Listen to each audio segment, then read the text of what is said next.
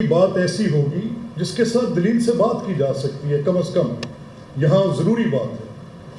مجھے یہ کہنے میں کوئی عار نہیں کہ جب مولانا فوج کے سیاسی کردار پر بات کر رہے تھے تو میرے حافظے میں تھا وہ کہ جب یہ جنرل مشرف صاحب کو باوردی صدر تسلیم کرنا تھا اور اس کے لیے ووٹ دینا تھا تو بڑی ڈیوائیڈڈ پارلیمنٹ تھی، بہت ڈیوائیڈڈ۔ میں بھی اس وقت رکن صوبائی اسمبلی تھا اور یہاں پر محترم پرویز الہی صاحب وہ اس وقت وزیر اعلیٰ پنجاب تھے اور وہ اس اسمبلی پنجاب اسمبلی کے اندر ایک قرارداد پیش کرنا چاہتے تھے کہ ہم جناب جنرل مشرف صاحب کو باوردی صدر منتخب کرائیں گے، ایک بار نہیں 10 بار کرائیں گے۔ اس کی مخالفت بھی تھی اور اس کی موافقت بھی تھی۔ تو اس میں اب بیلنس جو تھا وہ سپلٹ تھی، بڑی پیپلز پارٹی کی بڑی سیٹیں تھیں اور بڑی مسلم لیگ نون کے پاس بھی پارلیمنٹ میں سیٹیں تھیں اور اپوزیشن کی کچھ اور جماعتیں بھی بڑی چھوٹی ملا کر ایک طرف تھیں۔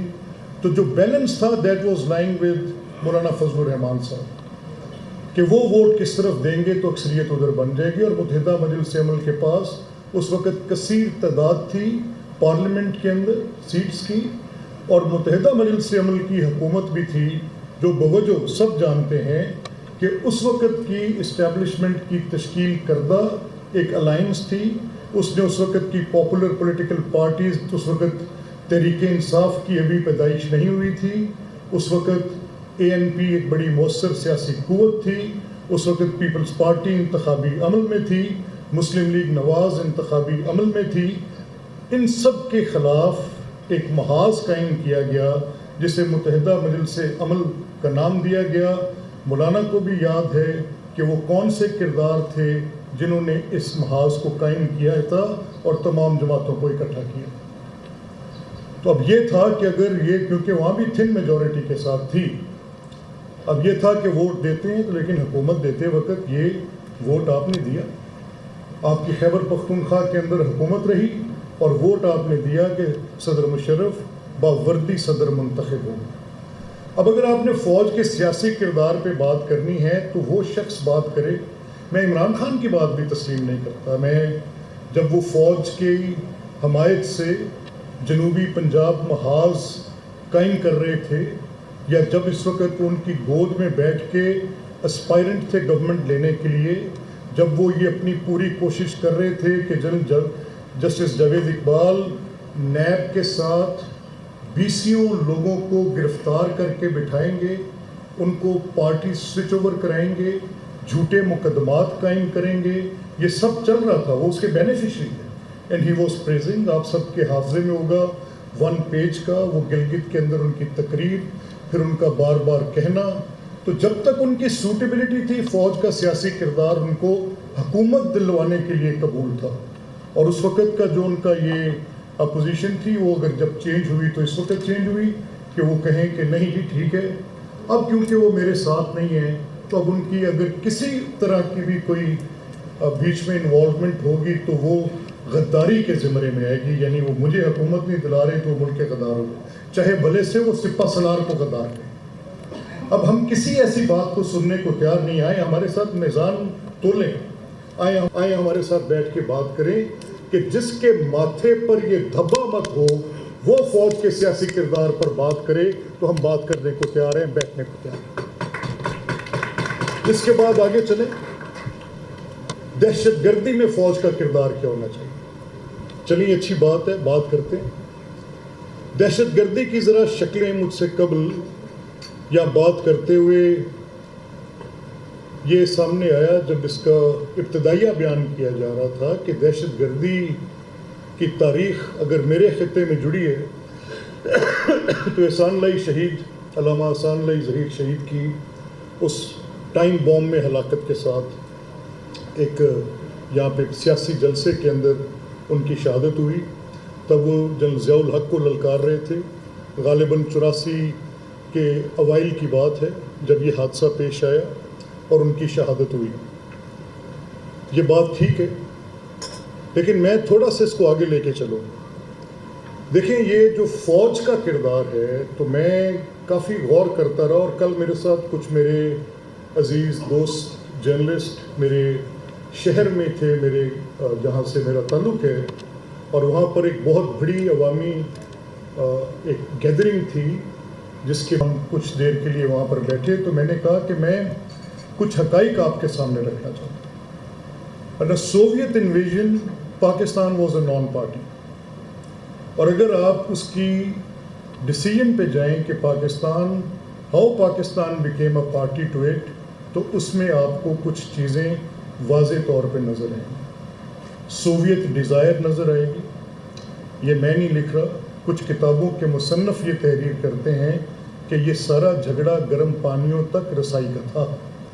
یہ اب کوئی چھپی بات نہیں، انٹیلیجنس پیپرز اس پہ آئے ہیں. تو پاکستانی فوج کے پاس کیا اس وقت، یا پاکستانی حکومت کے پاس، یا عوام پاکستان کے پاس کیا پوزیشن ہو سکتی تھی کہ اس پیش قدمی کو روکیں؟ اور وہ پیش قدمی کیسے رک سکتی تھی؟ کسی الائنس کے ساتھ. اب اس کا جو بلو بیک آتا ہے وہ اس کو روکنے کی کوشش کی گئی، اور اس میں نان کنونشنل وارز ہوئیں، اور نان کنونشنل وارز میں بہت سے ایسے ایلیمنٹ جو بعد میں نان اسٹیٹ ایکٹرز بنے، اور ان میں وہ ایلیمنٹس جن کے ساتھ مولانا کی بہت گہری تعلق داری تھی. سب کے علم میں ہے کہ جامعہ حقانیہ کا کیا تعلق تھا. سب جانتے ہیں کہ مولانا سمیع الحق، ان کے مدرسہ سے فارغ التحصیل لوگ کس طرح سے حکومت بنانے میں کامیاب ہوئے. وہ جو اس وقت کی لڑائی تھی، وہ لڑائی تو سوویت فورسز کے خلاف تھی. اب ان کا جب بلو بیک ہمارے پاس آتا ہے تو کس صورت میں آتا ہے؟ یعنی جب ان کے اپنے کانفلکٹس وہاں پر کھڑے ہوتے ہیں، جب ان کے اپنے ڈسپیوٹس کھڑے آتے ہیں، جب وہ مختلف گروہوں میں تقسیم ہوتے ہیں، جب وہ حکومتوں کے طالب آگے بڑھتے ہیں اور ان کی اپنی صف بندیاں ہوتی ہیں، وہ کوئی نہ کوئی اپنی پوزیشنز لیتے ہیں، تو بلو بیک آتا ہے. تو فوج پاکستان کیا کرے؟ کیا ان کو وہاں پر تحریک طالبان کے نام پہ پاکستان کے اندر دہشت کا راج قائم کرنے دیں؟ میرے وہ ٹرائبلز جو صدیوں سے وہاں پر اپنے ایک سوشل آرڈر کے ساتھ زندہ تھے، ان کو وہاں پر وہ ایلیمینیٹ کرنے میں کامیاب ہوں، افواج کو دھکا دے کر پیچھے کرتے چلے جائیں، آگے بڑھتے جائیں، سیٹلڈ ایریا کے اندر تک چلتے جائیں، اور وہاں سے آ کر پھر وہ اپنی انسرجنسی کو پاکستان کے مین لینڈ کے اندر بھی لے کر چلے جائیں. میں نے سنا قبلہ نے کہا کہ ڈیورنگ لائن میں امام آگے کھڑا ہوتا ہے، متقی پیچھے کھڑے ہوتے ہیں، اور بیچ میں سے لائن گزرتی ہے. ایسی تقسیم کہیں نہیں ہوئی. میں نے سنا کہ انہوں نے کہا کہ گھر کا باورچی خانہ ایک طرف ہے، صحن ایک طرف ہے. ایسی تقسیم کہیں نہیں ہوئی. تو میں نے کہا کہ شاید جغرافیے پر غور نہیں کیا. اگر تقسیم کی بڑی لائن دیکھنی ہے تو وہ لائن آپ کو دیکھنے کے لیے میرے گھر بھی آنا پڑے گا. اور اس کو تقسیم نے ایسا بٹوارا کیا کہ اگر باپ ادھر ہے تو بیٹا ادھر ہے، اگر ماں ادھر ہے تو بہن ادھر ہے. ایک ایک خاندان کے اندر بیسیوں لاشوں کو اٹھانے کی کہانی ہے. وہ پوری کی پوری ٹرینز، وہ کسی ناول کی بات نہیں ہے یا کسی فلم کی کہانی نہیں ہے. لٹے پٹے لوگ اپنا گھر بار چھوڑ کر اسی ایک لائن کی تقسیم پر، جس نے میرے ملک پاکستان کو قائم کیا، لوگوں نے کسی اور چیز کی پرواہ نہ کی، اپنی آزادی کی خاطر اس لائن کو بھی تقسیم کیا جس نے یکسر راجستھان سے لے کے پنجاب کے ہارٹ لینڈ تک سب کو کاٹا. لیکن فوقیت کس کو تھی؟ ملک پاکستان کو. ڈیورنگ لائن میری سیکیورٹی کے ایشوز پہ مولانا آئے بات کرتے ہیں، لیٹ اسپیک، عقل سے دلیل سے بات کرتے ہیں. کیا صرف آپ کو وہ تقسیم نظر آئی جس کی بنیاد پر آج آپ نے سوال اٹھایا؟ میں سمجھنے سے قاصر ہوں. اور پھر اگر جب یہ دہشت گردی جو ہے، مجھے میری بلوچستان کے اندر مجھے ایویڈنسز مل رہے ہیں، مجھے ایویڈنسز ڈوزیز میں یونائٹڈ نیشنز میں پیش کر رہا ہوں. وہ ایسے ایویڈنسز نہیں ہیں کہ جو ایویڈنسز میں اپنی کسی ایکس فائلز کے اندر رکھ کے بیٹھ گیا ہوں جن کا میں ذکر نہیں کر رہا. یہ وہ ایویڈنسز ہیں جو انٹرنیشنلی ویلیڈیٹڈ ایلیگیشنز نہیں ہیں، انٹرنیشنلی ویلیڈیٹڈ اینڈ پروون سٹانسز ہیں.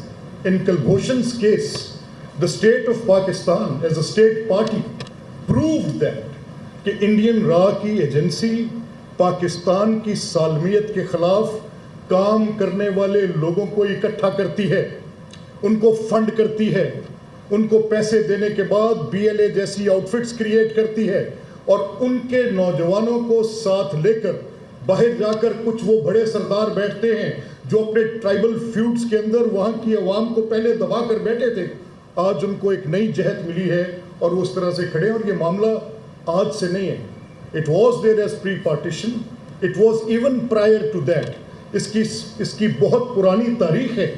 اگر آپ کی یہ حافظے میں سے میں یہ نہیں مان سکتا کہ اتنے فصیح و بلیغ فضل و علم کے حامل مولانا کے پاس یہ تفصیل نہیں ہے، سب ہے،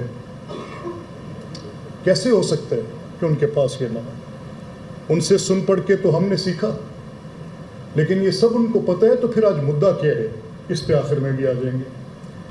پھر وہ کہیں کہ کیسے جی یہ شہادتوں پر جو ذکر کیا، وہ تو ایک ایسا جملہ ہے جس پر میں ان سے درخواست کروں گا کہ شاید آپ جوش خطابت میں کہہ گئے، آپ سے توقع نہیں تھی کہ شہداء کی تکریم میں آپ کمی لائیں، کیونکہ شہداء کی حرمت کے بارے میں میں نے آپ کے واعظ سنے ہیں، میں نے آپ کے واعظ سنے ہیں کہ شہداء کی حرمت کے بارے میں آپ نے اپنے رفقا کے جھرمٹ میں کھڑے ہو کر ایک بار نہیں 20 بار یہ کہا کہ یہ ہمارا فخر ہیں، یہ شہید کی موت قوم کی حیات ہے۔